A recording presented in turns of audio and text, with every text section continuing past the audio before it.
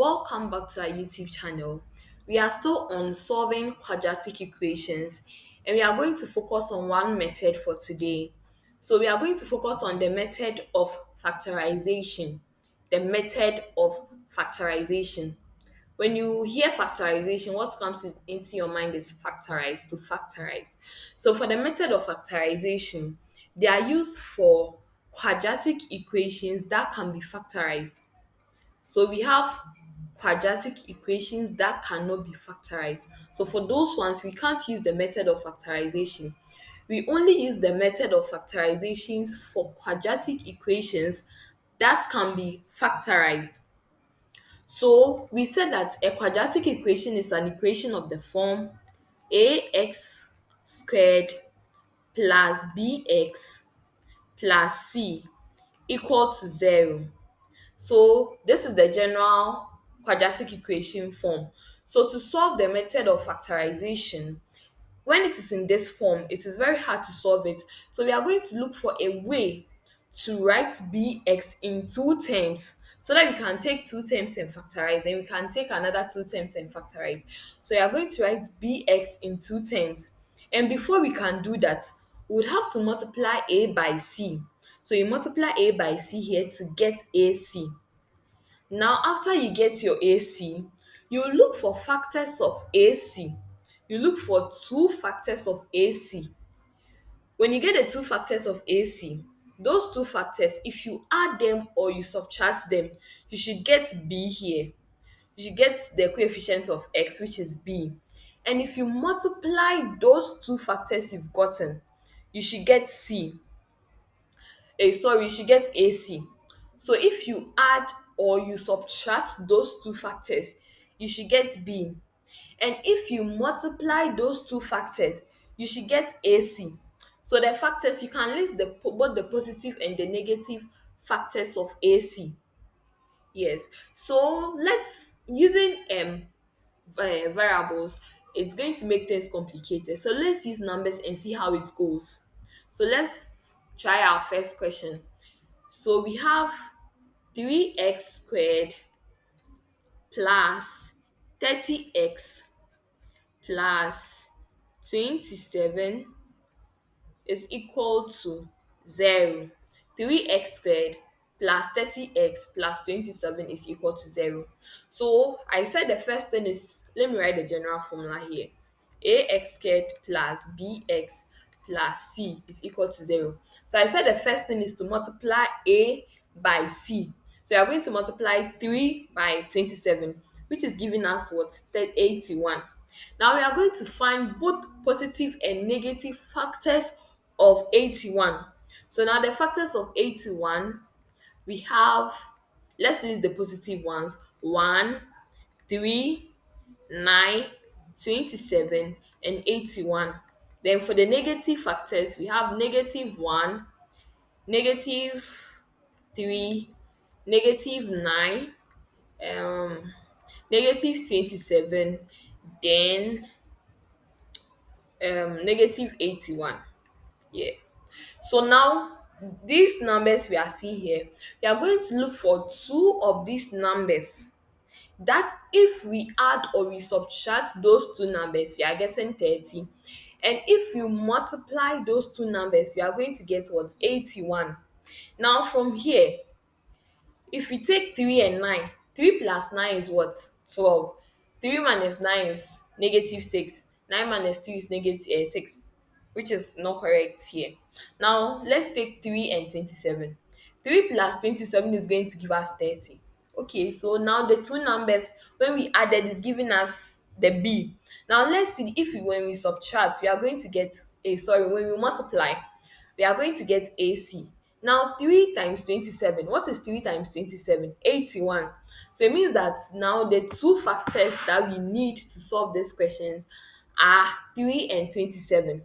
So now in place of 30x, we are going to write it in terms of 3 and 27 so that to make it easier for us to factorize. So our new equation is going to be 3x squared plus 3x plus 27x plus 27 is equal to 0. Now we've gotten here. You realize we've done nothing to the equation because if we add 3x plus 27x, it's still 30x. So we've not done anything to the equation. We just want to write it in a way that will make it easier for us to get our answer. So from here, we are going to take it in two terms. So we are going to take these two terms, then we are going to take these two terms and work with them. So now from here, if what can we factorize out from here? From here, we can factorize 3x. Then from the first term, it will be left with x. Then from the second term, it will be left with 1. Then this plus. From here, what can we factorize out? This is 27. So what can we factorize out from here? 27. Then to be left with x plus 1 equal to 0. Now, you see that from these two, we have a common factor here, which is x plus 1. So now we are going to write the common factor we are seeing here, the common term. We are seeing x plus 1 here, we are seeing plus 1. It is a common expression among the two. So we are going to write x plus 1 here. So the same way we factorize this, we brought 3x out, then we wrote what is left. That's the same way we are going to do this. So when we bring x plus 1 out, now what will be left here? We are going to be left with 3x. Then here, we are going to be left with 27 equal to 0. Now, this is what we've gotten. So from here, we write each of the expressions, then we equate them to 0. So we are going to get x plus 1 equal to 0. So now this is just a linear equation that we can just do. So if you are grouping like terms, you just send the constant to the right hand side. So from here, when 1 comes to the right hand side, it becomes negative 1. So the same way, 3x plus 27 is equal to 0. If you are to group like terms, we are going to get 3x is equal to 27. Sorry, negative 27. 3x is equal to negative 27. Now, to make x stand alone, we have to divide negative 27 by 3. And we are going to get x to be equal to negative 9. So from the quadratic equation, 3x squared plus 30x plus 27, after we solve this, we got our x to be equal to negative 1 and negative 9. Negative 1 and negative 9. That's the answer we got. So now let's try and put our answer here if it's going to give us 0. So let's try that one and see. So let's put our equation was 3x squared plus 30x plus 27 is equal to 0. So we had our x to be equal to negative 1 and negative 9. So this means that when I put negative 1 here, I should get 0. And when I put negative 9 in this equation too, I should get 0. So now let's do for negative 1. If you are putting negative 1 here, we get 3 into brackets, negative 1 squared plus 30 times negative 1 plus 27. So now 3 times negative 1 squared is going to give us 1. So 3 times 1 is going to give us 3. Now plus 30 times 1 is going to give us negative 30. Then plus 27. 3 plus negative 30 is going to give us negative 27. Then negative 27 plus 27 is going to give us 0, which means that the negative 1 is correct, because when we put it inside the equation, the right hand side becomes equal to the left hand side. So you are going to get 0 at the left hand side. Now let's do for 9. If we put 9 there, we are going to get 3 negative 9 squared plus 30 times negative 9 plus 27 is equal to 0.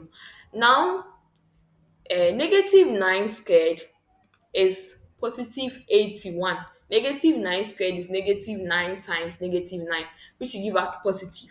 So negative 9 squared is positive 81. Then positive 81 plus 30 times negative 9 is going to give us negative 270. 30 plus negative 9 is going to give us negative 270. Then this one plus 27. So now we are going to find out what um 3 plus negative 1 is going to give us. 3 plus 3 times 81. So 3 times 81 is going to give us 243. So positive 243 plus negative 270 plus 27 is equal to 0.